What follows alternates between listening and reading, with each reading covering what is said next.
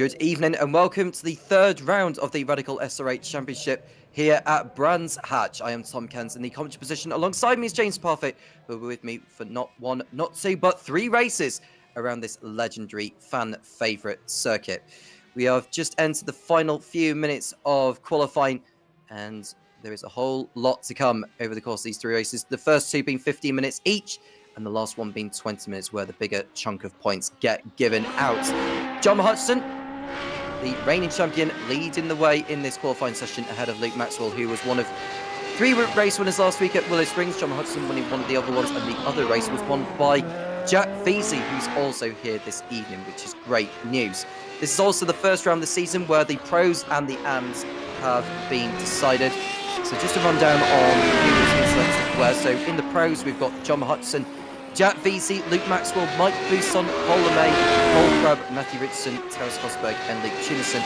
In the AMs, we've got Leonard DeGraff, Jan Polman, Steve Webb, Scott Kostrich, Stefan Millis, Tom Weston, Gray Matthews, Gareth Newton, and Andy Pratt. There are a few of which that are not here this evening, but there is another driver actually that I think has been confirmed on the pros on the list we've been given, but he has been put in the pros for tonight. That is James Coombs. Let's introduce James Parfitt into the booth and get a word from him on how this night is going to go. James, good evening, sir. Good evening, everybody. Welcome in. Thank you so much for joining us. It's going to be an interesting one. Brands Hatch, everybody knows it. Well, they should know it, apart from Luke Tunison, who basically has come out in a Discord and he said, I do not like this track. It's unreal, he says. Normally, he can learn the track no problem, but here it feels like he's back to his first week on iRacing. So there we go. Not having a good time is Luke Tunison at this moment in time, but he is down in 12th place. Should be an interesting one. I think it's going to be very, very exciting as well. 3 races, of course. What more could we ask for? Well, this is your local track, James, or one of the local tracks. I think your local one is actually in Thruxton, thinking of it. Yeah, so I was just thinking of someone else. But either way, it is one we know from the back of our own hands, although it isn't exactly everyone's circuit. But here's what I say, head down, get on with it. You are there to learn at the end of the day. Yeah, pretty much, that's it. You know, we've got Daz in YouTube chat. It's his and Steve Webb's home track. He's been round here loads of times in a fire truck, apparently. So there we go. I guess it's part of the Steve Webb marshalling crew. Steve does a lot of marshalling at tracks, does good with Festival Speed. He's doing Spa, Francorchamps and Kota this year as well. So he's getting about a bit. Is old Steve, so yeah, it should be an interesting one to see how he gets on. I think this is going to should be one of these tracks that everybody knows, you know, and that's the thing. And it's not the most easiest track at times, and that's where I think some of the problems can come from for some of these drivers. It's just learning this circuit. It's being able to be on top of this circuit. It's a very flow-based track, and if you haven't got it, or if you lose it or any shape or form, then it's going to cause you a problem. You can see here at the same time, Pro and AMs, pros are in orange, AMs are in teal green, or if you want to call it that. So that's where it should hopefully separate the pros from the AMs. You should have the bottom half, top half pros, bottom half AMs. But we'll find out. Got Craig Jones in YouTube chat, never heard of Brands. You're so full of... It is unbelievable, Mr. Jones. So there we go. But yeah, it should be an exciting one. 16 drivers are going to take part tonight. Hopefully they'll all make it to the end of all 3 races, but you never know. Yeah, plenty of people coming in the live chat saying hello. Hello to Aaron Owen, Tim Dyer as well. Clea Zamzi, if you've pronounced that. Daz coming also. And looking forward to some brilliant action. Union Jack has also come in. That is Jack Veazey, in case you're wondering. Here's the grid then for race number 1. John Hudson gets the first point of tonight. He's on pole ahead of Matthew Richardson. There's Jack Veazey and Luke Maxwell on the second row, with Paul LeMay and Mike Bousson on row number 3. Terence Fosberg in 7th place ahead of Steve Webb, the highest of the AMs in 8th. Luke Tunison 9th, and Leonard DeGraff in 10th place. We've got James Coombs and Tom Weston on row number 6. And then we have Gert-Jan Polman and Stefan Millis. The back row comprises of Scott Kostrich and Gareth Newton. Yeah, 2 guys at the back end, but we are going to be up and running very, very shortly, I'm sure. And these guys will be motoring away and take us for a ride around Brands Hatch. Should be an exciting one here as well. Daz is a marshal at Brands. Hopefully he's off to Kota again this year at the same time. Steve did talk to me about tickets to go to Kota, and I was like, oh, bargain. And then he turned around and went, but you do have to get your own flights and accommodation. I was like, oh, that's not much fun. So unfortunately, yeah, probably are not going to be heading out to Kota this year. But, you know, we never know. See what happens on this one. But the driver's getting onto the grid for us now. Tom, we're just waiting for John and Mike, who are part of the team Radline, who are traditionally late and never make it on time because they were late for their own funerals. Well, they're both on the grid now, so we're good to go for the first of 3 races here at Brands. 15 minutes long. You can run about 12 laps of racing. 1 by 1, 2, 3, 4, and 5. Lights are on. Lights off, and it's a good getaway from the man in 3rd place, Jack Veazey, reacting very, very well up into 2nd place before Paddock Bend. But John Martin has the advantage from pole, and he leads the way clear ahead of Veazey, who's ahead of Luke Maxwell. Mike Bousson is up 2 positions into 4th place. Matthew Richardson got a torrid start from the front row down to 5th, and it looks like the field have just about got through safely. No dramas so far as they make their way through Graham Hill Bend, but you just see Hudson go out again over the others. Steve the highest in the hands. It's a very, very sensible start from the field, James. Yeah, actually further back, Jack Holden's in the mix here as well. He's got James Coons alongside him on the graph, all battling away on this one. So these two, this is why these two are announced together. Pullman and the graph. It's going to be an interesting fight for these two. They're both roughly around the same pace. It's going to be an exciting one. I swear to God, the ad battle is looking spicy this year. Throw Stefan Ellis into the web next to Steve Webb. What more could we ask for? Because I think it's going to be an absolute classic. Look, Hutchinson opening up 8 tenths out in front of the moment. Beatty in 2nd, Maxwell, Bousson, Richardson, Paul LeMay, all there with Torres Fosberg and Luke Tunison. So could we keep an eye on these ones?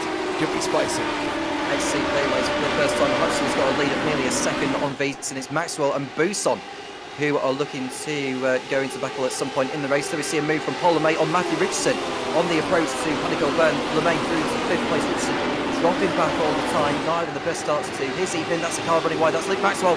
He's going to be passed by Mike Bousson for 3rd place if he's not careful. Bousson is through, but Maxwell will have the inside line for Graham Hill Bend, but that has gotten away because he's now more than a half length behind Bousson. So Bousson is someone on the move, going after Jack Keats in 2nd place, but that was contributed by the fact that Maxwell went out too far right, JP, at Panico Bend. Yeah, and he's only got to make one mistake. I think that's the problem, that everybody's going to be so close together. You know, there's not a massive split across the field at this moment in time. You can see it's literally 8 seconds from first to last, and that's down with Stefan Mellis. So Luke's got to be careful, because one more mistake and he goes off again, he's going to find himself further down. Nobody is really horrendously far away, so they've got to be careful down here. We've got a nice little hand battle with developing with Scotty Kostrick and Tom Weston. Gareth Newton and Stefan Mellis in behind them. They're fighting out as well. But John McHutchison has got a queue of cars of 1 second back. Veazey's got his own mix of Bousson, Maxwell, LeMay, Richardson, Fosberg, Junison, Webb, Pullman, Coombs, all there as well. So as I say, one simple mistake here, one off track, and we're going down the order. It looks like Terence Fosberg ran wide all the way through the Brabham Straight then. He's being passed by Luke Junison, who isn't the best of friends at this track. It's not his favourite, but it is so for a lot of others. Fosberg coming back on the inside at Druids. That's him going by. And, well, Fosberg is trying to get back into the groove of this circuit, but he's back through at least anyway on Tuesday next corner. Steve Webb is on the tail of these. The leader of the AMs looking fired up for the opening races of the AM season that has officially kicked off. Yeah, it has now as well. It's this pro and am battle. So he's going to have to, Steve Webb's got to pick and choose his battle. Gareth Newton's been and had a drama. Scotty Kostrick, Thomas Weston, Newton all the way down the bottom of the order. I wonder what he got himself up to here this evening and whether or not this was all on his own. He pulls out Gareth Newton. Oh, that's Tom Weston alongside him, and then overcooks it into one. And then unfortunately for Gareth, he does go and spin it round. So he's going to have to be a little bit more sensible. Oh, right on cue. Torres Fosberg does the same thing. Yeah, it's Sterling corner for Torres Fosberg going off the circuit. And he's going to leave a trail of gravel for the others to... Well, I'm trying to think of the words to go through gravel there, but he's left gravel all over the circuit. I'll just leave it at that. But John Hudson with a new fast up of the race. And he's considering to pull clear over Jack Veazey, who has posted his personal best of 1 minute 17.3. Luke Maxwell in 4th position ahead of Paul LeMay, and it's Matthew Richardson in 6th place. And further back, I think Tom Weston's got through on Scott Kostrich, and I believe Kostrich may have been off the road, JP. Yeah, he has, unfortunately for Scotty. Again, down into turn 1. Oh, he was already sliding, but then got a little touch from Vosberg on the way through. Not a lot Vosberg could do about that. Unfortunately, Scotty was already sliding. Stefan Mellis and Tom Weston, they have got the gloves off here tonight. They've swapped places a couple of times already, and still Weston manages to hold on to the place in front. James Coombs, new driver in this week, didn't take part in round 1 or 2, but is here for round number 3, and I don't know if he's planning on being here for the rest of the season, but should be an interesting one. He's battling away with Pullman and De Graaf, who are trying to get hold of this man, but he has got a nice little toe from Tunison at the moment as Mr. Steve Webb. Well, Steve Webb is fancy to go. He's one of the dark horses in this race in terms of trying to battle it out with the pros, which he has done time and time again. But he's doing a superb race so far. Running about second clear over his nearest AM rival, Gert-Jan Pullman. Another new fast up of the race from John Hudson at the end of lap number 4, 1 minute 17.0. And he's continuing to dominate proceedings so far here. Race winner last week at Willow Springs. He won the first of the 3. He could be on course to replicate that here at Brands. Yeah, it could well be. He's 1.5 seconds out in front at the moment is the Scotsman. So I wouldn't be surprised if he goes on and takes this one. Veazy's got pressure from Bousson, Maxwell and LeMay. Great to have Paul LeMay back. Hope he's got all of his health hand issues sorted out, because hopefully we'll be able to keep hold on Paul and see him for the rest of the season. But yeah, great mix of fighting going on. Menno de Graaf, James Coombs, Pullman, they're having a right little ding-dong here, and they're continuing to fight as they're heading down the Pilgrim's Drop now, coming into Hawthorne's, the right-hander. And you can see Menno tucked right in behind Coombs. Yeah. Third in the AMs at the moment is Menno de Graaf coming towards Westfield. You could just see, when you watch the car turn in a little bit sooner than you are, you just feel like you haven't hit your sweet spot at that particular bend, and that explains why Coombs is able to pull away. Oh, Well, that's a lock-up. That's Pullman running wide. Yeah, Pullman just got it all wrong going into Sterling's, unfortunately, and he was sideways, and that was that for Pullman. He dropped down into 11th. Maxwell, he's got this man tucked in right behind him at the moment, Paul LeMay, as they're heading down Paddock Hill, up through Pilgrim's Rise, coming into Druids. LeMay's trying to put Maxwell off here. He's showing his nose as much as possible, just not quite making the move. Yeah, well, LeMay giving Maxwell a troublesome time so far. It's been that sort of race where Maxwell can have a rocky beginning and then take a bit of time to really get back into his groove. But I will say the top 5 finishes at the end of race number 1 will be reversed for race 2, so there is that to think about for Maxwell. He may have lost out at the beginning, but there is a blessing. If he can start on the front row for race number 2, that will give him a chance of potentially going for a race win. Yeah, definitely will. It is a bit of an advantage as we're halfway through this race, and LeMay is still fighting it out with Maxwell and seeing how they get on, dropping down the right-hander up through Dingledale, coming into Sheen's, that blind corner. Then it's going to be the left-hander into Sterling's. This could be LeMay's opportunity. You can see Steve Webb there just hanging on to the back at the moment, keeping him ahead of the likes of Coombs and Menno de Graaf and Jan Pullman. So well done, Stevie Webb, leading the AMs. Yep, and Tom Weston's got through on Towers Vosberg, has gone down the order again. So he's having a really tough time of it in this one. He's the Lithuanian. But here we are beginning lap number 7. We have just gone past the halfway point in this race. It's Hudson leading way, albeit only by 7/10, but he is the kind of guy who is able to manage such a gap. It feels like it's a Sunday drive for him.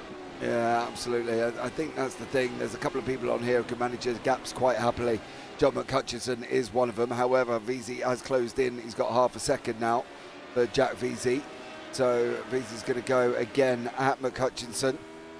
Jump on board with Jack on that run down in through Pilgrim's Drop, coming into Hawthorne at the moment.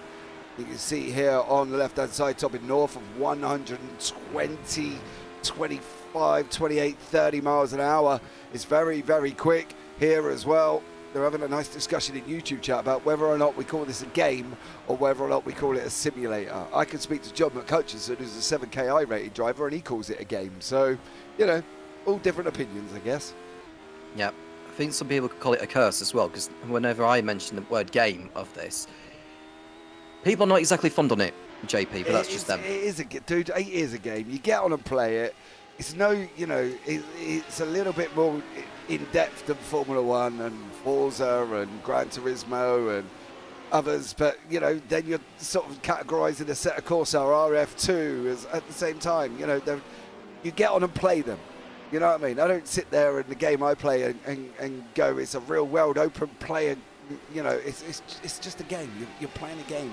And that's the thing. These guys sit down at home with their steering wheels and they play this game. So I'm sorry, it's still a game. Cal, you know, don't panic about it.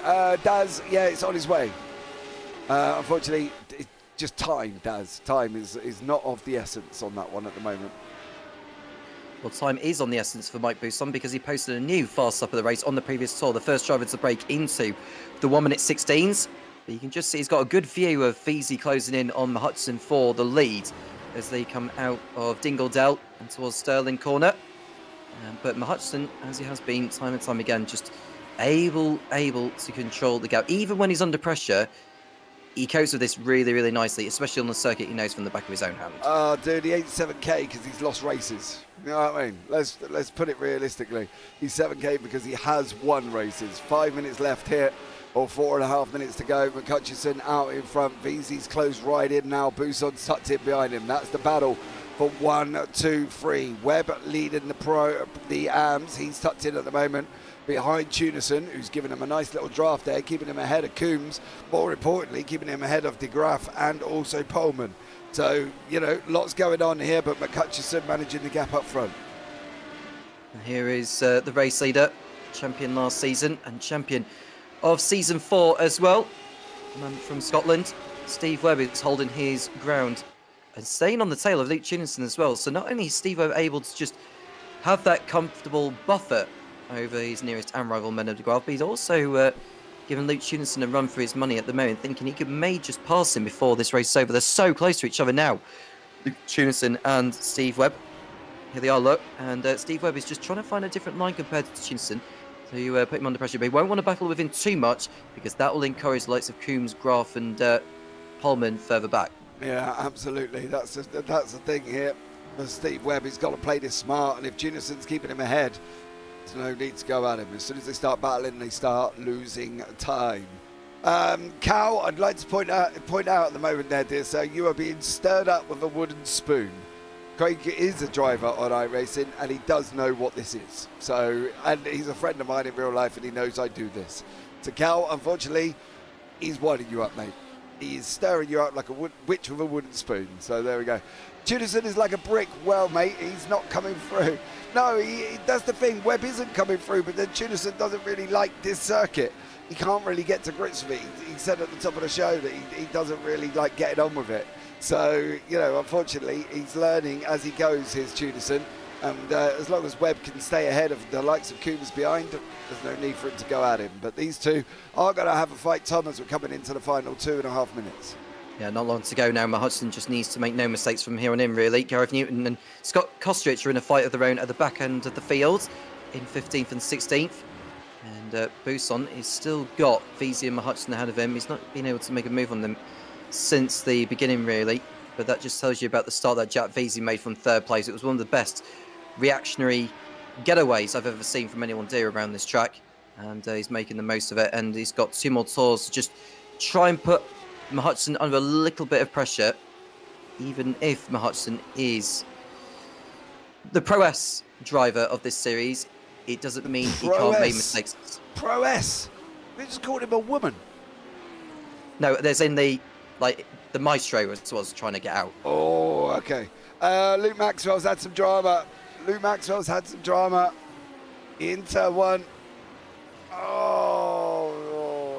What has he done? Because he's lost places as Luke at the moment.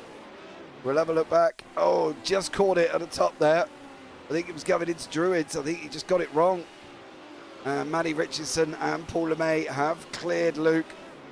Oh, there he goes. Unfortunately, and then loses them positions. So, yeah, not good for Luke Maxwell, but he is sitting in 6th place, tucked up right behind Paul LeMay, fighting out for the lead. We're coming round to the final lap very, very shortly. McCutcheon, Veazey, Buson. That's the 1, 2, 3. Gareth Newton has hit the walls somewhere. I think he's, he literally has hit the walls because I think he's gone back into pit lane. And we'll find out more exactly what has been going on with him. It doesn't feel like there's going to be any change at the front as we begin this final tour around this Brands Hatch Grand Prix circuit. Last hosted a Formula 1 race all the way back in 1986. 40 years ago it will be this year since those days. But the likes of British touring cars and all that have been coming here for a very, very long time. John Hudson was able to post a fastest lap on 1 minute with a 1 minute 16.9 with one more tour remaining. Yeah, absolutely. I remember that race. Funny enough. On TV, or were you there? I wasn't there, dude. I was on TV. I was 8 years old when this took place, to be fair. So, yeah, there you go. But McCutcheon looks like he's going to wrap this one up. VZ, I don't think it's going to be close enough. He hasn't got any further to go. Carl's not happy with Craig in YouTube chat. These two, that's it. Fisticuffs at dawn for Carl and Craig Jones there, as Craig's just wound him up, Cow up, a trooper. But McCutcheon coming down through Dingledale for the final time. Then the right-hander of Sheen's blind at the top of the hill. He's got a couple of more corners to go, but I think this could be McCutcheon's race. Yeah, and so he comes out with the penultimate corner of the circuit before clearaways. I can say Luke Maxwell's dropped back behind Matthew Richardson in order to get reverse grid pole. But John Hudson is going to come through to take the first win of the evening here at Brands Hatch, ahead of Jack Veazey and Mike Buson, who rounds out the podium. A photo finish. Matthew Richardson will finish fourth ahead of Luke Maxwell. And here is the man who's going to take the first AM win of the season, Steve Webb, with Mena de Graaf and Gert-Jan Polman rounding out that respective podium. So well done there to Steve. At one of his home circuits, has got his AM campaign up and running in the best way possible. Absolutely. Polman comes over the line. Vosberg as well. He's got Stefan Mellis tucked in behind him. Tom Weston, Scotty Kostrick will be the last ones running.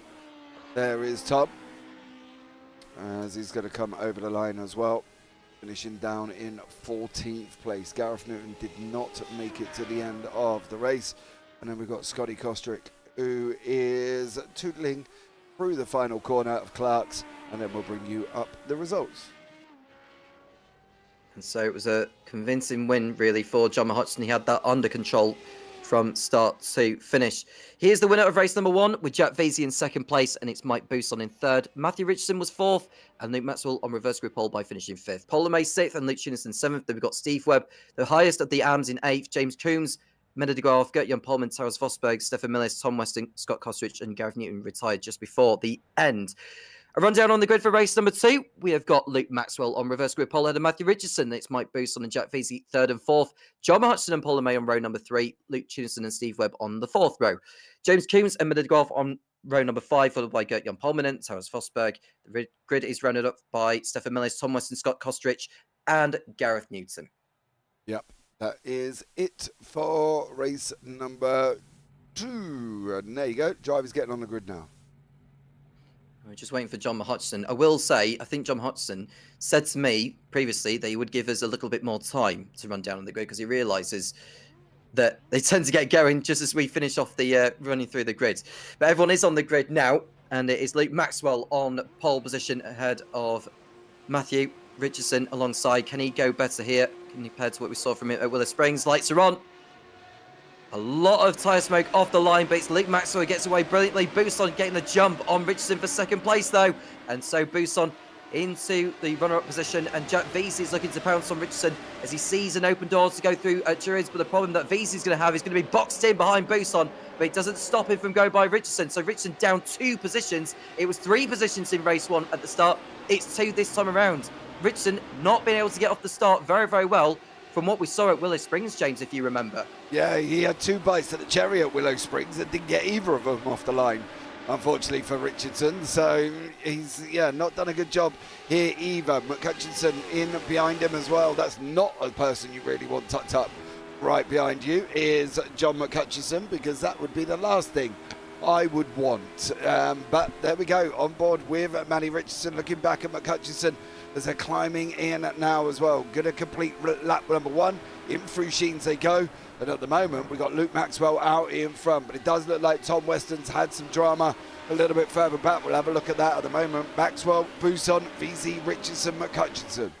A long queue of cars coming through clearways for the first time in this second encounter. And Buson right on the tail. He's all fired up tonight, is Buson, for absolutely sure. You'll want to pick up a victory here to stay in the fight for the championship for later on in the season. Luke Tunison is under attack from James Coombs as they went over the line to complete lap number 1. But Gert-Jan Polman is the man running in 8th position and the highest in the AM. Steve Webb didn't get a good start, unfortunately. He's down 4 positions from his starting spot. But Maxwell is closed in by Buson here. Can he do what John Hudson did in the first race and just remain calm all the way through. This is going to really put Luke Maxwell to the true test. I'm not saying he can't do it, because I've seen him hold on, but he's one of those, James, that is just prone to making mistakes at the worst possible time. Yeah, that's the thing, and he seems like an Iceman. You know, in real life, you wouldn't expect Maxwell to look like Maxwell does. He's like this big, cuddly teddy bear that you wonder sometimes, you know, how far back is his chair from his steering wheel. He's that tall. But he's a big old cuddly teddy bear at the same time, and you think ice runs through his veins. He's that chilled out. But as you say, mistakes can happen, and that's the thing. That's what he's got to be careful of. He's got to make sure he does not make the mistakes, because he will be in trouble straight away with Buson, VC, Richardson, McHutchison, and Tunison tucked in right behind him. So he's got to be a little bit careful here as Luke Maxwell. Yep, and as they're going over the line for the second time, Maxwell's still leading. Had a Buson and VC both up a position from their starting spots. John Hutchinson has remained in 5th position from where he had started, clearly playing the long game. As far as we know, the top 10 finishes of race number 2 will be reversed for the 3rd and final race of tonight, which should make for an interesting one, considering it could potentially be an AM driver on reverse grid pole, but we shall see. Yeah, and that's the thing. We've got the likes of Paul LeMay currently sitting in that pole position. I don't know if he's going to be looking to try and move up to Vosberg.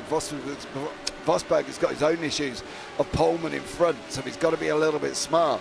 Coombs has made a headway. He's up 2 places, sitting in 7th at the moment. He's chasing down on the back end of this group of Tunison, McHutchison, Richardson, VZ, Buson and Maxwell. So Coombs is in there now, finding his feet in the car, which is great to see. But Jan Pullman leading the AMS at the moment in 8th place. Vosberg and LeMay in front, behind him. And he kind of really wants to keep them behind him, because behind them is that man there, Menno de Graaf. And unfortunately for Pullman, he's just made a mistake, and now de Graaf's all over the back of him. Well, the saving grace is that he's been able to maintain the AM lead, but for how long? Because he's got Menno de Graaf to his outside through clearways, and Pullman should be able to have the inside, which he does, as we see John Hutchinson go through on Matthew Richardson as the lap came out. So Matthew Richardson continuing to make his way down the order, and I wonder if he's made another mistake, because he's now lost another position at the expense of Luke Tunison. Yeah, I think Tunison just sent it on him there going into turn number 1 and got the job done. You can see here he loses the place. There you go. He runs wide. McHutchison dives underneath. Tunison gets a run of him in turn number 1 as well. And Tunison just says, "Thank you very much. I'm having that, son." And he goes and takes it away from him. So, yeah, Richardson, it's so easy to make mistakes. But when you're this close, you kind of don't really want to, as VC's going to look at sending this a couple of wide as well. Yeah, this is really intense now. This is the closest we've seen in terms of a battle for the lead throughout tonight. And Buson had to get off the throttle slightly. And VZ is alongside him through Westfield. And through goes VZ into 2nd place ahead of Buson. He runs out wide, and Buson will get him back before they get to Dingledale. And VZ wisely allows him to go through the corner. But this has allowed Maxwell just pull a little bit further clear, as Tunison also runs wide on the exit of Dingledale as Richardson attempts to go back through. Round the outside goes Richardson on Tunison through clearways. Has the Brit done the job on the Dutchman?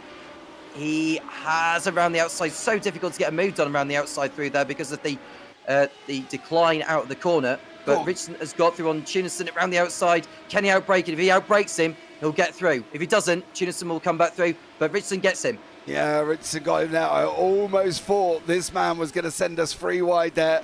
Coombs looked like he was a little bit trigger happy. It was almost like, I'm going to. No, I'm not. And I did get a little bit excited. But yeah, Coombs just thought about it, but now Coombs has got his own problems of Vosberg and LeMay. And look at this for Menno de Graaf. If he can hang on to this, he's going to put 10 places between him and Pullman. This reverse grid is going to be mighty for one of these AMs, and they've got to make sure they make the most of it. So it's either going to be de Graaf, Pullman or Webb. One of them's got to get it, as Webby's climbing all over the back of Pullman at the moment. Yeah, Steve Webb will be desperate to get into that 10th position, won't he? And, you know, on a track that he absolutely loves. But Menno de Graaf got by Gert-Jan Pullman on the previous lap to go into the lead in the AMS. So this is going to be a nail-biting finale to this race in terms of who will be on reverse grid pole for race number 3. But it is, I say it's early days, it's a 50-minute encounter. 50 minutes fly quicker than you think. So Webb cannot hang around if he wants to be on reverse grid pole. No, he's got to make that move, and he's got to get the job done. The problem is can he get it done? You know, the likes of Pullman, the likes of de Graaf in front, they're not easy people to overtake. That's the problem. You know, they've got to make sure that if he does it cleanly, because if he doesn't, it could cost him a few more positions there. Here he is on the inside of Pullman. Pullman just about leaves him enough space. There was contact between the two. Pullman having to, that's Scott Kostrich who nearly got out of shape as well on the exit of Druids.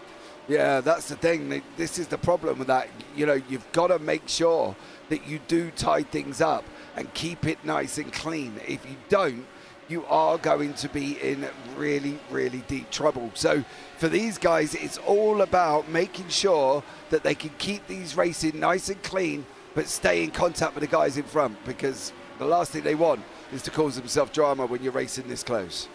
Bousson and Veazey have been at it this lap. You could just see on the timing tower a moment or so ago that they've been swapping places. So Bousson is still ahead of Veazey for second place, but the gap is just continuing to increase again. There are the top two, and Hutchinson has got himself involved in the fight now. I really can't wait to see how these fare in race number 3. Yeah, that's the thing. It's going to be manic. They're going to be coming through the order, and this is the problem. Menno de Graaf has got his own drivers in behind it. You see everybody literally, apart from Pullman now, who's dropped back a little bit, was under half a second here. So this is a great job from all of these guys, and Maxwell still managing to hold on. He's opened up 1.5 seconds. He needs to buy Bousson a beer, because Bousson has really managed to hold up Veazey, really managed to hold up McHutchinson. Now he's praying that McHutchinson gives Veazey as much physical grief as he can in that machine. But this is where things are going to get tight. Richardson, Tunison, Coombs, Vosberg, LeMay, all of these drivers not very far apart, just got past the halfway point. Not too long to go, around about 6.5 minutes to go. And whatever lap the leader is on when the time elapses will be their last one. It'll be a 12-lap race, just like what we saw in race number 1. There'll be 5 to go after this. And we look to see Paul LeMay, who's running at the back end of the pros, in 9th. But if he remains where he is, he'll be on the front row for race number 3. So there's that to think about for Paul. Menno de Graaf has still got Steve Webb on his tail, and that's going to go right to the very end between those. And you never know how it could play out in terms of the grid. You don't know what's going to happen in the pros, whether someone's going to end up in the wars somewhere, which will have a say. Go on, James. Coombs just got that wrong. He bounced the curb. We're on board with LeMay, looking at Vosberg going up the inside. Coombs just bounced the curb on the final corner. He's going to leave the door open for Vosberg. He's going to leave the door open for LeMay. And James Coombs, one mistake on the final corner at Clark, got it all wrong. He bounced the curb. He set himself offline for the straight, hit the grass, and then everybody else just went, thank you very much. Vosberg and LeMay through, all because of Coombs making a mistake. That does, however, release the likes of Veazey, Bousson and McHutchison to open up that gap a little bit more from these guys. Tom Weston and Gareth Newton just going to pick up on these guys at the AMs. They're having a right little ding-dong going on down the bottom. They swap places 1, 2, 3 times already, and they're going at each other again. Weston is trying to find a way through. Newton is playing that blocker at the moment. Yeah, Weston going through on Gareth Newton, coming out of Surtees and up and down Pilgrim's Drop. He's not going to have it, really. It's a difficult corner to get moved on around the outside here because of the circuit's nature. Well, he's got through that, and it looked like to me that Gareth Newton... He gave it to him, yeah. Newton did not fight that. No, Newton gave it to him. Couldn't have been any more clearer. He had the option of being brave in that corner and sending him in deep in Hawthorns, but he just didn't have the confidence to get the car to stick on the inside. So he slowed it up, and then, as we just witnessed, Weston just went, thanks very much. Vosberg, LeMay. Oh! Wow. Big accident for Taras Vosberg, and he's battling with Paul LeMay for 7th position. Or 8th rather, but that is a big shunt there for the Lithuanian Taras Vosberg. Wow.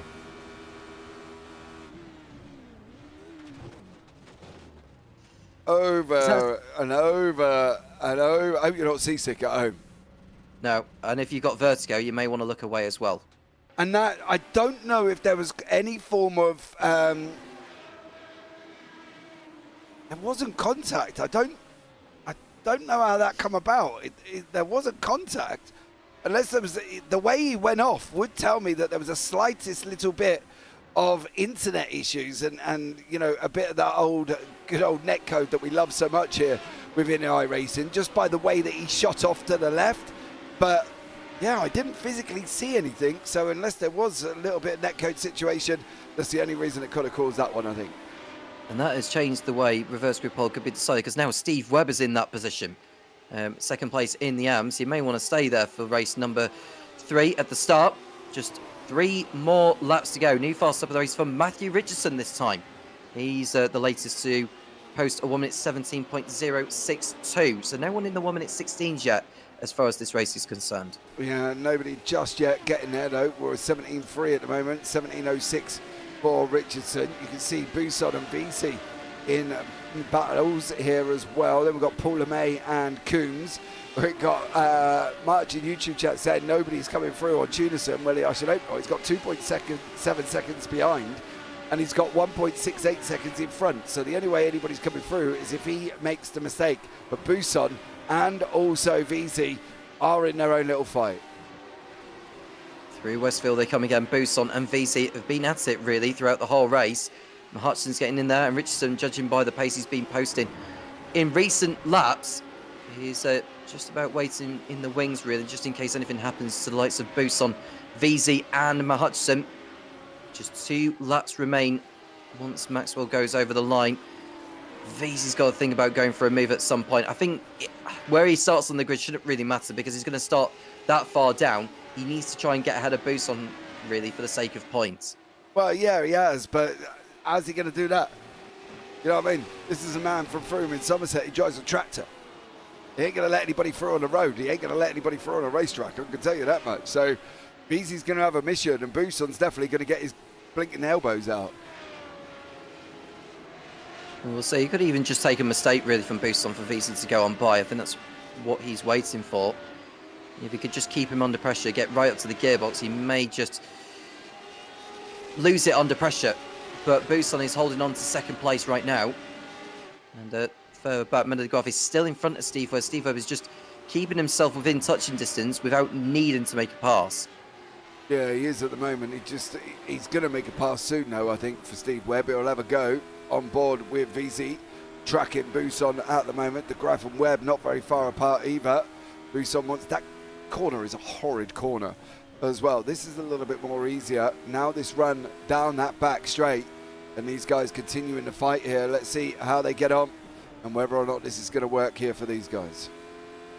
We're coming out of the last corner. Luke Maxwell, we seem to be suffering technical issues in terms of the timing. Yeah, I've just seen it's frozen. Bear with.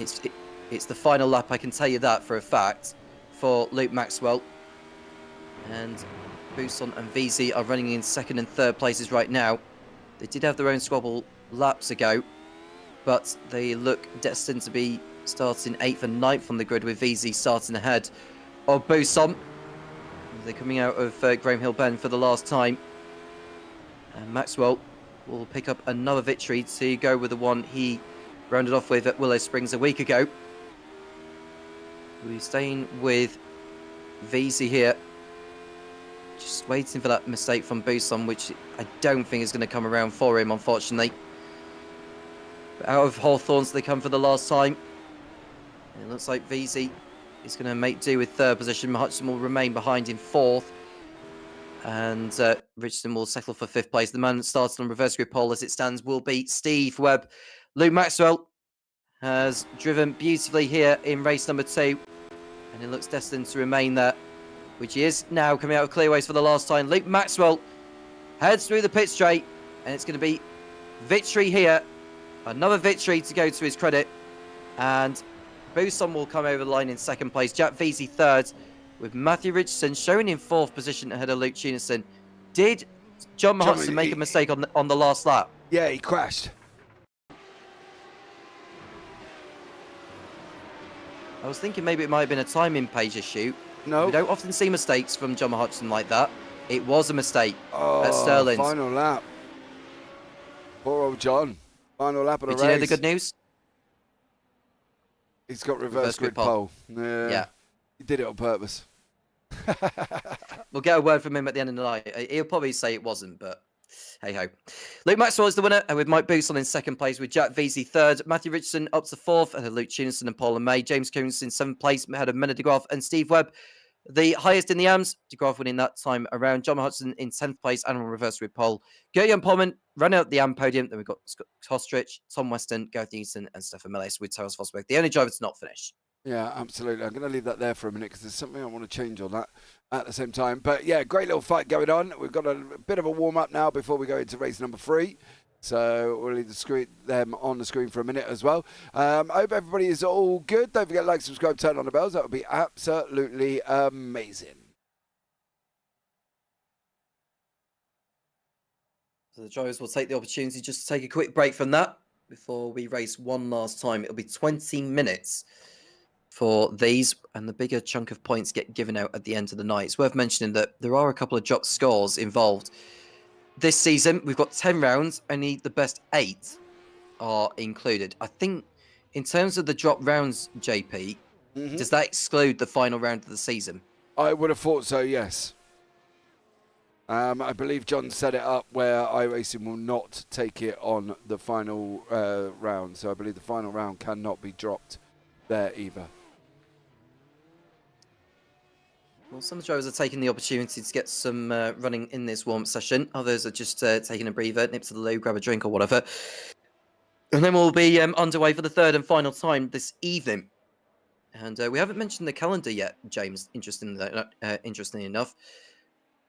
Yep. On the screen now. And so we've already been to Spa and Willow Springs. Tonight is Brands Hatch. And it is Summit Point next week, which I personally look forward to. I did some commentary on a particular race round there, actually. I'm looking forward to see how the Radicals get on at that particular track. Then it's to the Rebel Ring, which will be a 60-minute endurance race with a pit stop involved. And then it's off to Belle Isle in Detroit on the 9th of March, Motorsport Park GP on the 16th, and it's Mugello. On the 23rd, Hockenheim on the 30th around the Grand Prix layout. And it's the historic configuration of Monza for the finale on the 6th of April. Yes, as we normally finish on that one. What have we learned from these 2 races then, JP? What have you picked up on that you may not have envisaged before tonight? Anything can happen. I mean, that's the easiest thing. When a driver like John McHutchison crashes on the final lap, you definitely know anything can happen. Because it doesn't happen. That shouldn't, for John's point of view, that shouldn't have happened. But it did happen, and now he's going to have to go and try it again. Managed to grab reverse grid pole. Some may say he did it on purpose. Others may say he didn't. But there you go. But let's see how these get on as we're going to head into race number 3. Yeah, I mean, I personally would have liked him to have finished where he ended up, because he was in 4th before that spin. And I'd like to have seen how he got through the field that time around, because he would have been starting ahead of VC Boost on the Maxwell anyway, which are his rivals, realistically. But I suppose he's lost points with that spin he's had, so I suppose the punishment has served itself, quite frankly. But I'd have just liked to have seen how he would have come through from what would have been P7 on the grid.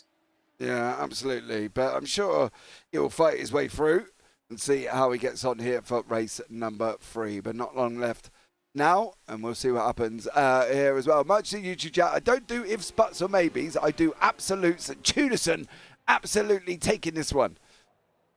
All right, mate. I bet you £5 he don't. I can tell you that much. He won't.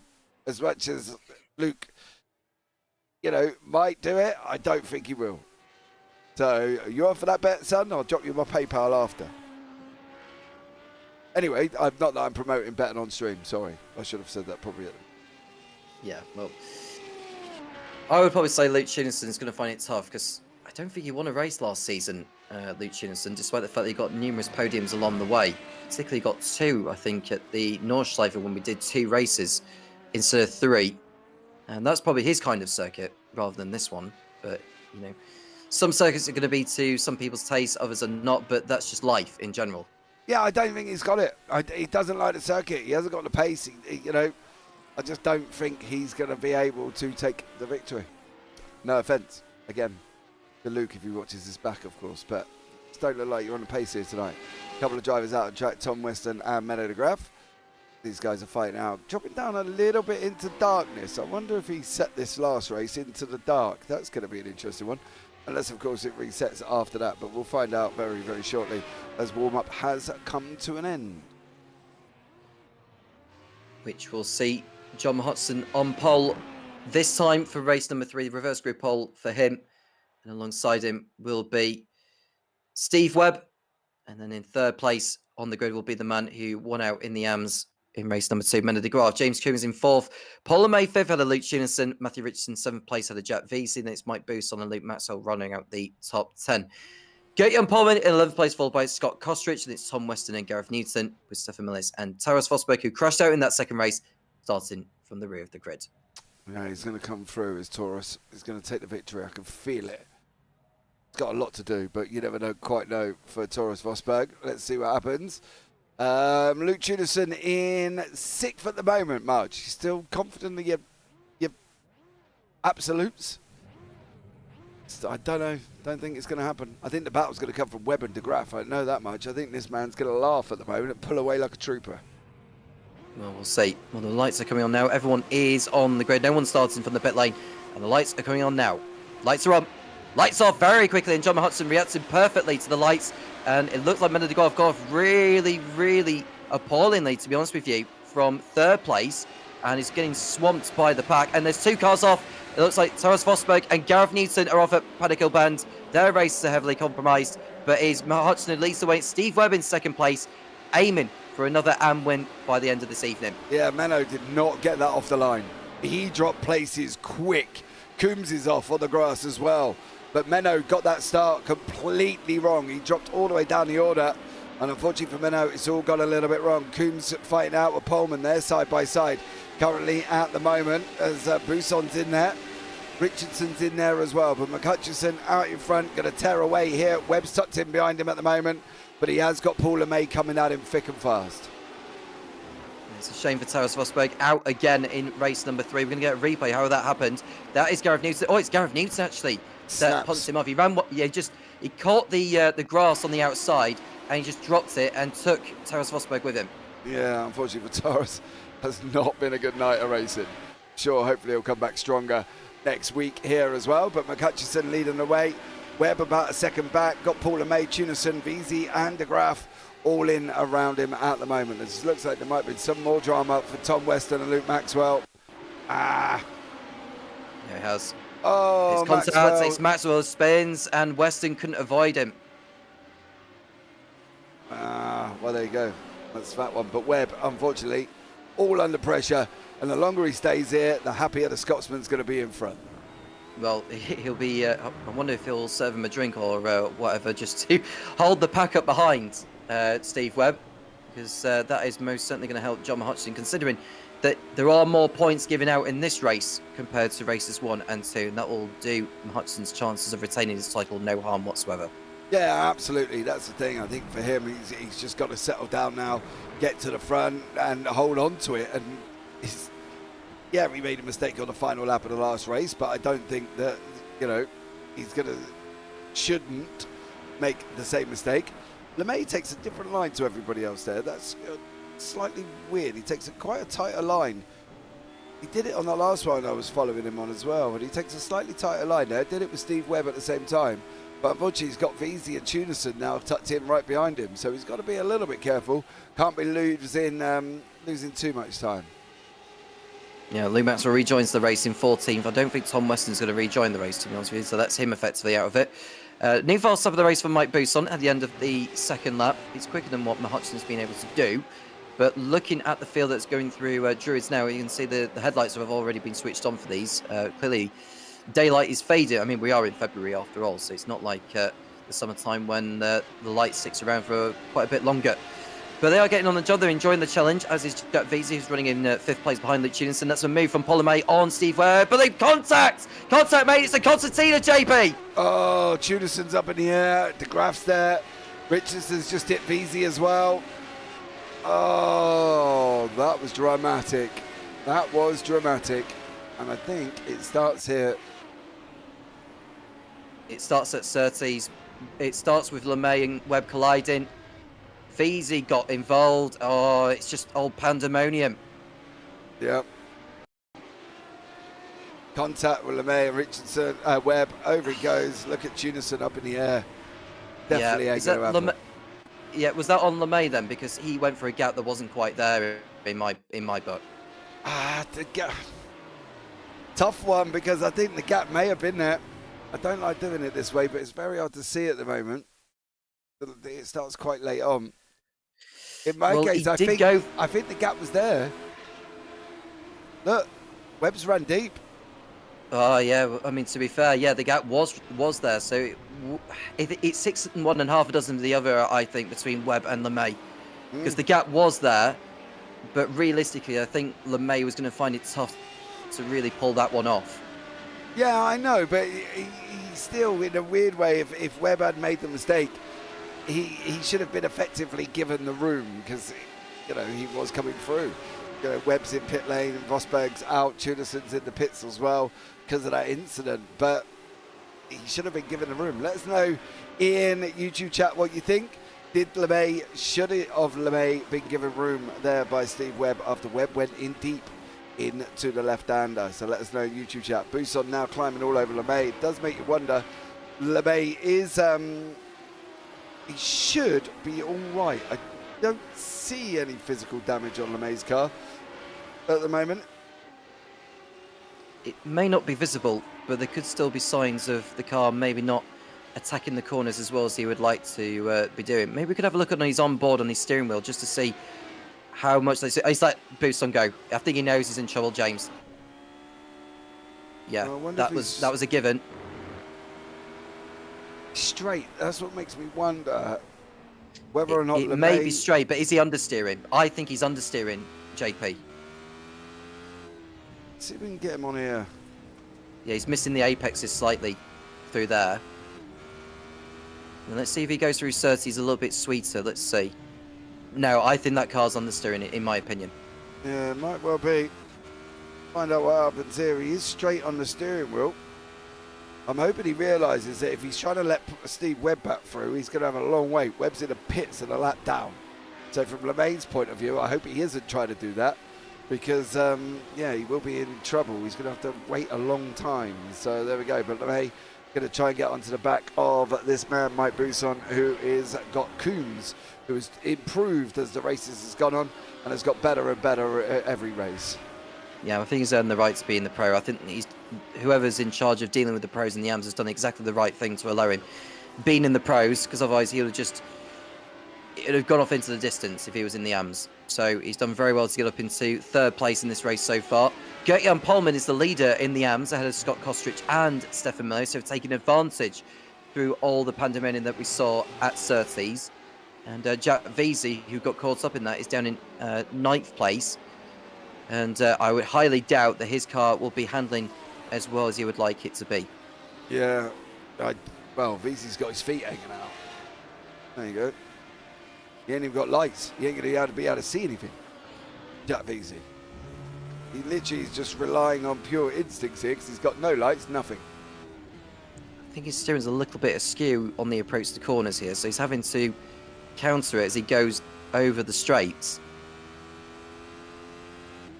Yeah, but he still hasn't got. He still can't see anything. It is true, but he can use at least the headlights of the others ahead to know where he's going.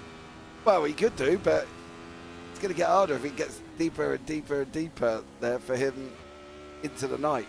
He's going to really, really struggle. But yeah, we'll see how he gets on there again. Lem. No. Webb left the door open, dear sir. Webb left the door open. The door was open. Webb made a mistake. He left the door open. LeMay had every right to go up the gap. It's down to Webb to leave that gap there, because he did leave it open and then he dived for the apex. We'll let the debate carry on in the live chat. Matthew Richardson, I can tell you, has posted a new fastest lap. This is the thing with Richardson. The strength in him is that he's clearly able to put together a consistent number of laps. In the moments where they really matter a lot, particularly his race starts, that is when he struggles. Mm-hmm. Yeah, but then again, if you notice at Willow Springs, nobody got it off the line. Do you know what I mean? Everybody that was on pole did not get the car off the line. Richardson had 2 bites on it, and I think it was Mellis in race number 3. And he didn't even get it off the line either. So I don't know if the pole position was really the dirty side or the clean side, but either way, neither of them got it off the line. So, yeah, it could be a little bit of Achilles heel of Matty Richardson this season. He's going to have to work hard. McCutcheon has made a mistake again. And that's cost him the race lead to Mike Bousson now. So that's the second time John Hutchinson has spun at Sterling's. All on his own. On his own. He caught the barrier as well. That is going to have a significant amount of damage to the car. He may even need to pit in, James. The thing is as well, what's worse, he got it back on track. After he hits the wall, he goes on the grass, got no grip. Then he hits the wall. Now, if he could slow this down and get this round the corner, he would have been all right. But he didn't. He just went round there at throttle. And unfortunately car went, no, you're not doing it, son. And unfortunately, McHutchison, all on his own, all by himself, has just lost another lead of a race and another position on the same corner. Absolutely nuts there from the Scotsman. Bonkers driving. Yeah, well, that has handed the initiative over to Mike Bousson, and now leads James Coombs up into second position. You don't think he's going to win on debut, do you? If he does, fair play to him. Fair play to him. We are now at the halfway point in this one, in race number 3 here at Brands Hatch. And it feels to me like Mike Bousson could well be the one taking the victory, provided he doesn't make any more mistakes from here on in. I think Hutchinson's... I'm looking at him going through... Oh, that's Matthew Richardson, my apologies. Now there is John Hutchinson in the foreground just coming through. Matthew Richardson up into third place, taking advantage of other people's mistakes. Got Paul LeMay right behind him. Do you feel surprised now that Paul LeMay allowed Coombs and Richardson to go on by? Because he let him through on the pit straight, didn't he?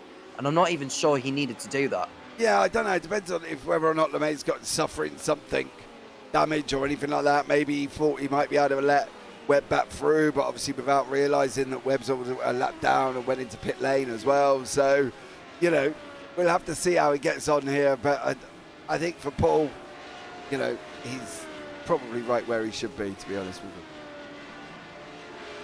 Well, he is in fourth place now. Steve Webb did rejoin the race. He's just a couple of seconds off Tom Weston.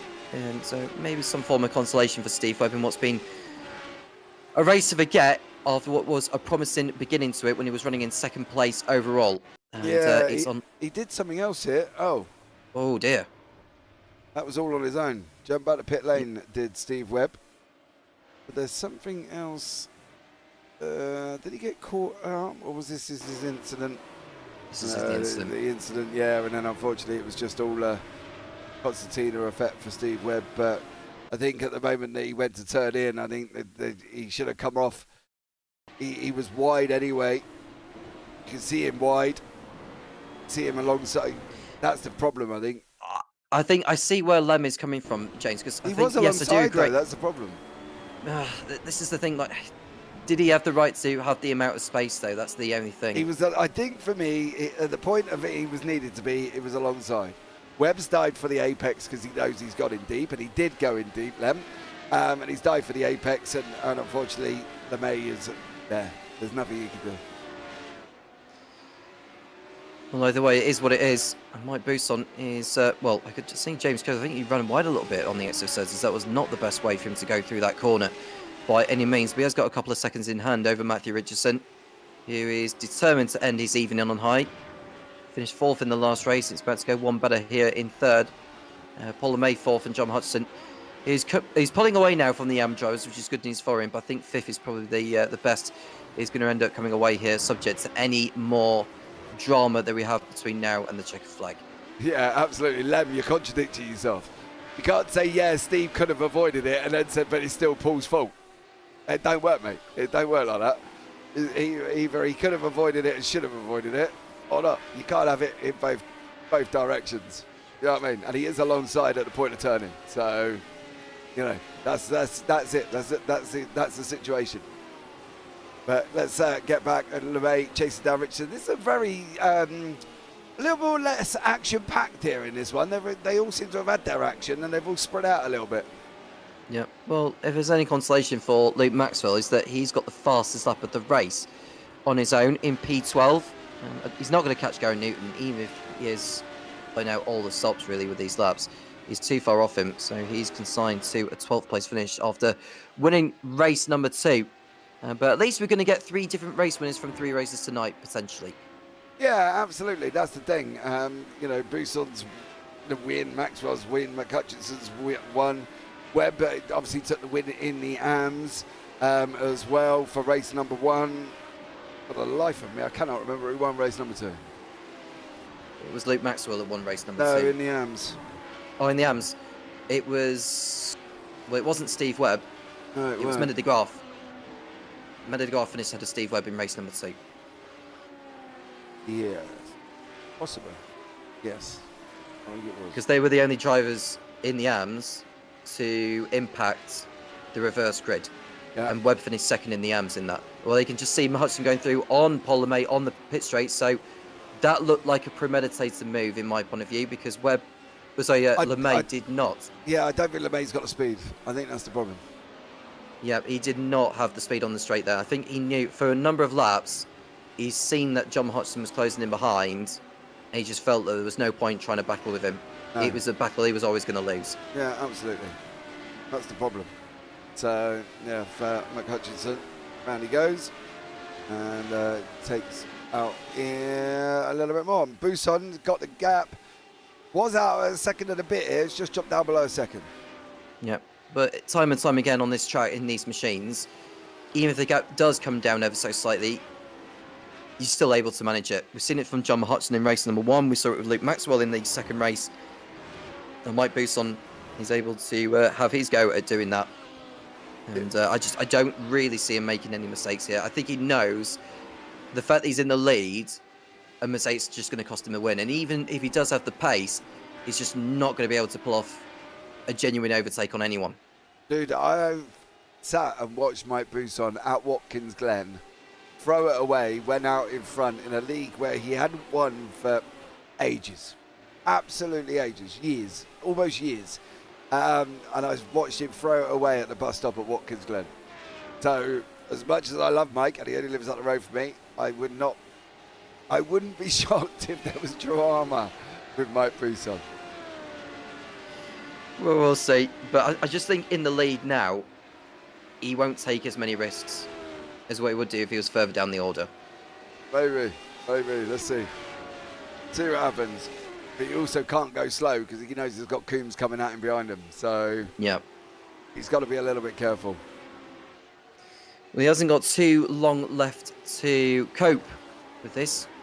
Mike Booson's got 3 more laps to go after this one. Coombs just running a little wide through Westfield before they arrive at Dingledale, and you can see the light is continuing to fade around Brands Hatch. What time is it showing on the iRacing sim, James? Because I know we're obviously at this time of the year in February. Yeah, give me 2 seconds. Well, whilst you do that, Luke... Oh, it's not there. That's bizarre. I thought it would be there, but... Yeah, I know. Normally is. What's it saying on your live timing link? It should be at the top. In terms of live timing, if I can find it, I would be able to tell you. Oh, okay. It's probably later on in the afternoon, in the early evening. Go by the fact that VC still can't see anything. So, let's go with that one. Coombs and Busson still fighting out. Busson, 2 laps maybe left on this one. So there we go. Lem, I'm giving up responding, dear sir. I'm not going at it anymore. You carry on, Tim. Whatever. We're going to have a difference of opinion, Lem. That's all that matters. Luke Maxwell posted a new fast lap of the race on the previous tour he has done. I wonder if he's going to go for another one on here, because he is getting the gap down on Gareth Newton a little bit more. I did say, but he's not going to close on him because he's just too far back.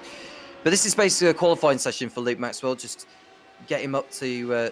we'll get him in good preparation for Summit Point, which is the next round of which the Radical SR8 Championship are going to. And I personally can't wait for it. I think there are going to be some great overtaking and battles throughout the whole night. So, and it's a very short circuit, is Summit Point. It's one of the circuits where it's got the least number of corners out of any circuit, or one of those circuits has got a low number of corners.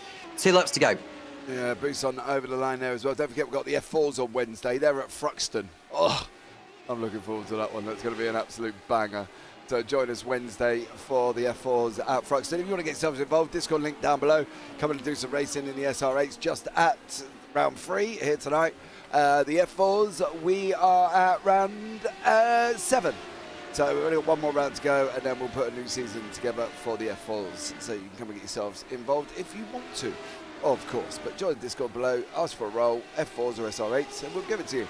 And you can come and do some racing, because at the moment, Busson is either really taking it slowly, or steadily, I should say, after seeing what happened to John McHutchison, because Coombs has got that gap down to below half a second.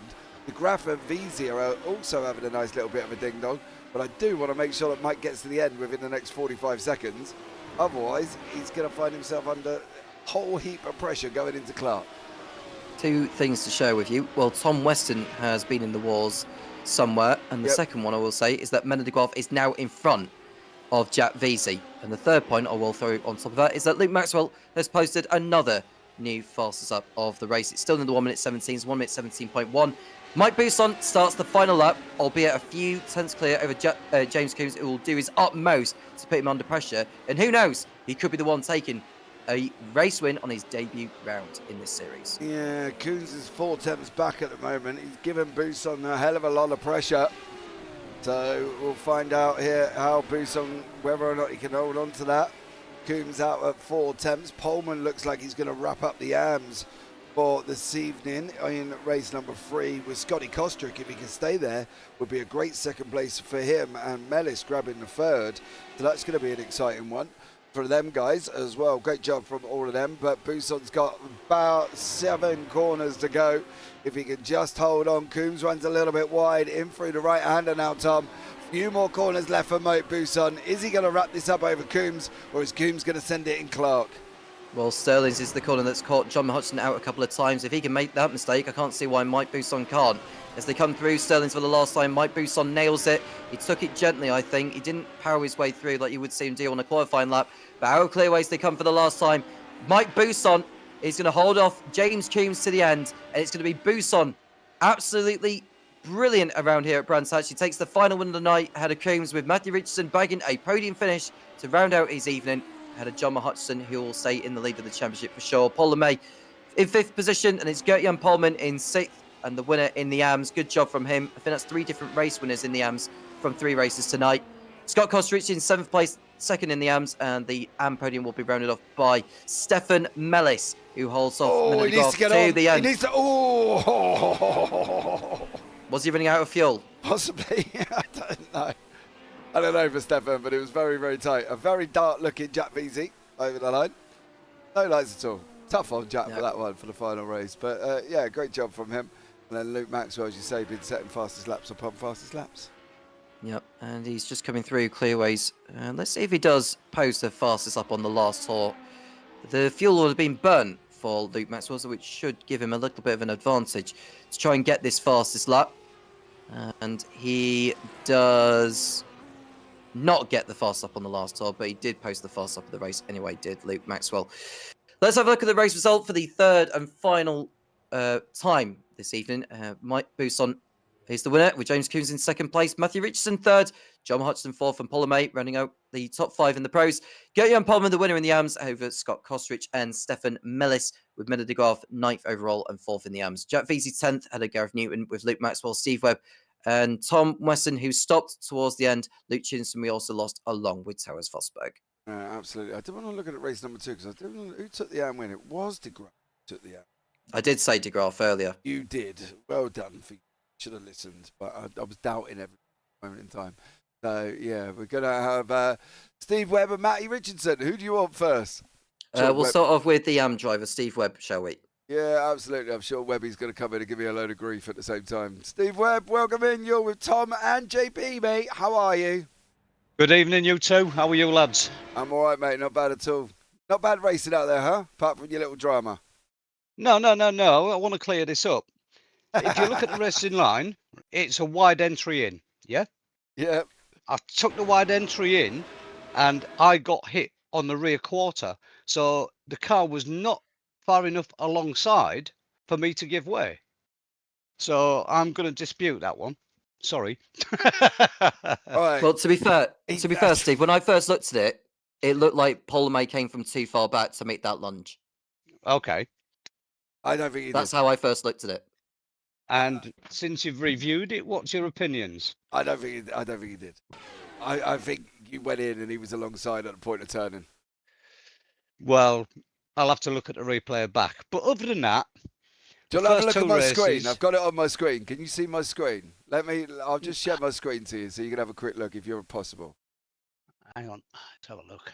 Let's see. So we can clear this up live on screen because I got Lem in YouTube chat. I don't even know who Lem is. He must be a No, friend of yours. it's not allowing me to look at it, unfortunately. Sorry about that. Oh, right, okay. Because Lem's Well, fighting. maybe your look at the corner. YouTube stream then, Steve. Lem's fighting your corner, but I think the gap was there, and I think LeMay was far enough alongside.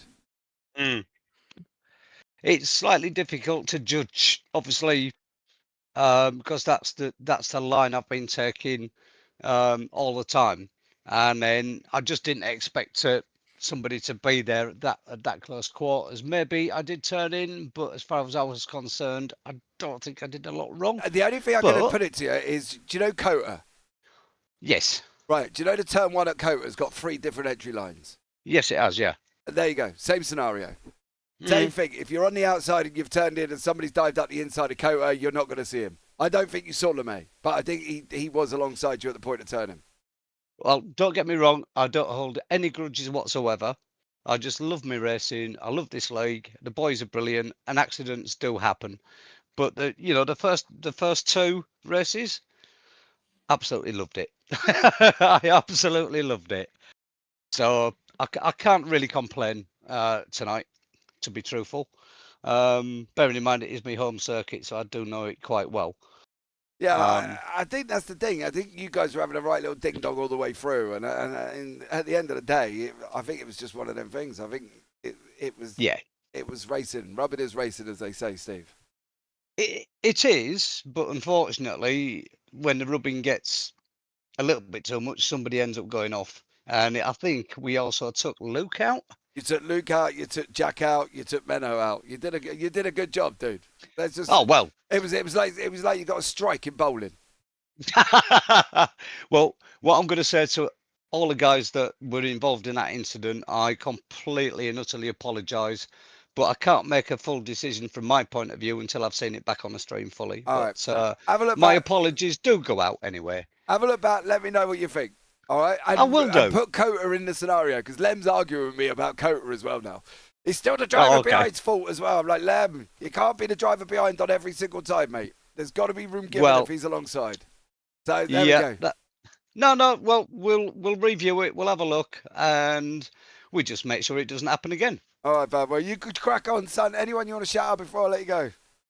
Just everybody within the league. You two for your commentaries, and just hope the racing continues as well as it has done. All right, mate. You take care. I'll catch up with you soon. Thanks a lot. Cheers, Tom. Bye-bye. Thank you very much, Steve. And that was Steve Webb, who we can't forget won one of the races in terms of the class. So he's got his AM season up and running. Shall I have a word with Matthew Richardson, JP? What do you reckon? There you go, mate. He's there for you. Excellent. Matthew, good evening. Running out the night with a podium finish. Just sum up maybe the whole round for you.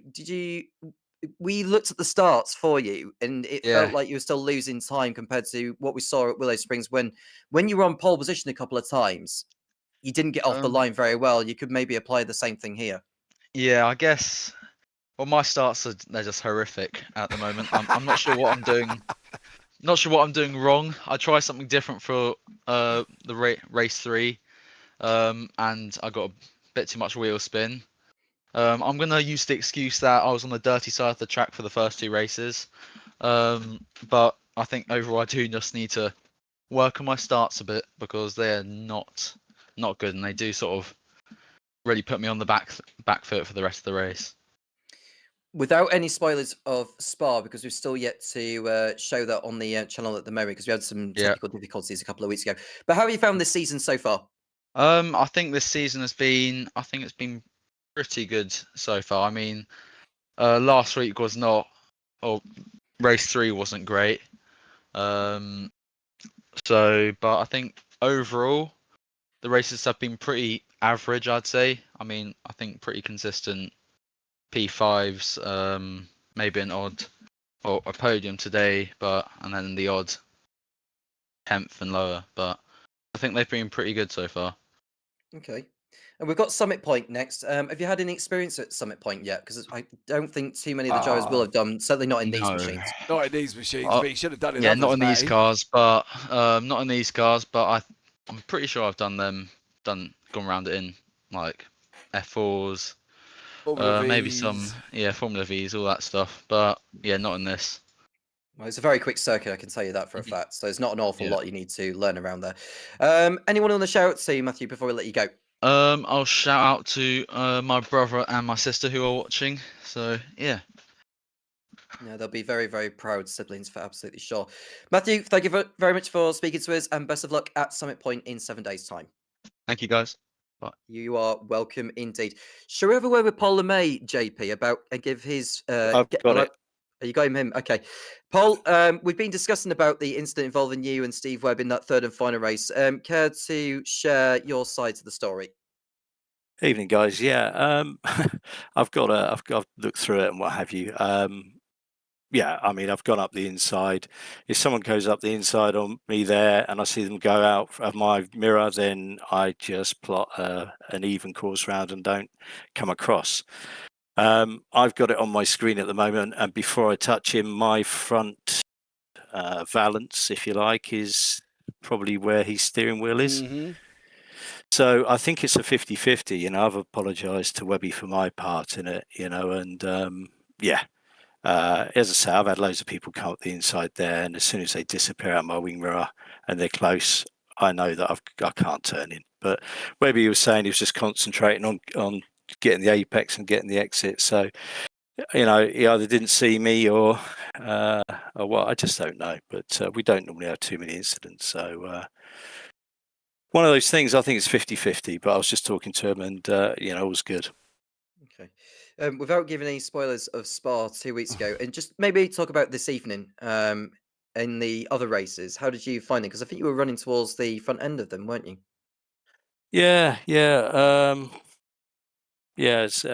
I raced last night, so I was a bit tired, but yeah, basically just tried to do the pace I could.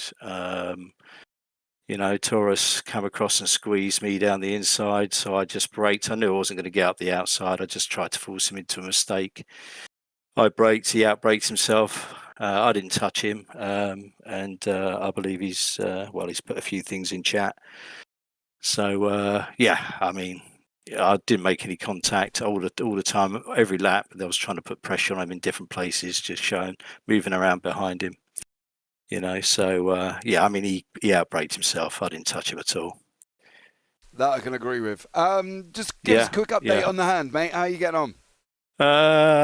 Race 3, I'd had enough. I had to let everybody through. There's no point in battling with these guys. So yeah, I raced last night. I normally don't do 2 races to get so close. I normally have a bit of a breather in between. But yeah, so I was struggling a little bit. And race 3, I just thought I better not get in anybody's way and just let the guys go, really. So I just relaxed and just took it easy.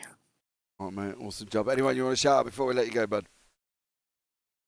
I'm trying to think. Well, obviously for Webby, because I didn't want that to happen. But as I say, I think it's 50-50. But James Coombs, he's done a cracking job.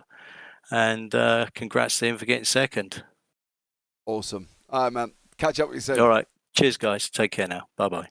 Thank you very much to Paul and Mate for taking the time to speak to us. Let's have a word with, what do you reckon, VZ or Buson? Go with VZ, because Buson's going to chat for ages, and we'll get him in, kick him out as quickly as we get him in. So let's put it in chat now at the moment. Kick me out? No, not you. Okay. Not you. Mike Buson, the farmer who talks forever.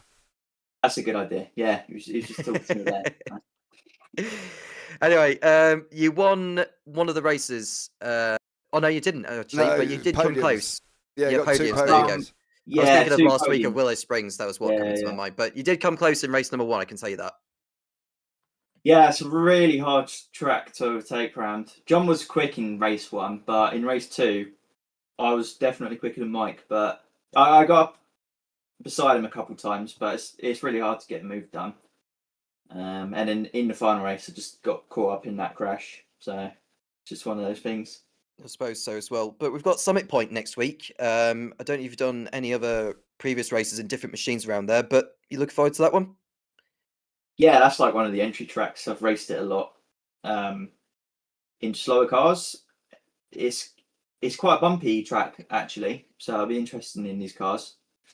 And yeah, that'll be an interesting one. Jack, got to ask. Going into that 180 at the start, that could cause carnage. Yeah, absolutely. I'm interested to know, what did you see in race number 3 without headlights, mate? Yeah. Not well. Luckily, it wasn't completely dark. In my first season, I had an incident around Charlotte where it was pitch black, and that was fun. But it wasn't too bad today because it was like sunset, so I could still see. Oh, mate, I'll give you that one then. The car was driving wonky though, so it was sort of nursing it round. I nearly kept 9th, but Menno eventually caught me, so I finished 10th. Cool. Anyone on the show to Jack before we let you go? Yeah, just shout out to friends and family watching and people in my Twitch chat as well, 'cause I like to stream the races, and you guys as well for the broadcast. No problem. Well, Jack, thank you for taking the time to speak to us, and best of luck at Summit Point in 7 days' time. Cheers, guys. That was Jack VZ. Shall we bring in Mr. Boost on, shall we? He is with us now, in fact. Mike, good evening. Why, good evening, chaps. How are we? Not too bad, thank you, considering that we've come out of the rain and blooms of February. But of course, Yep. better days will come. But just as far as this evening is concerned, a race win in that last one. Did you feel like you were under pressure, or did you feel like you had it under control?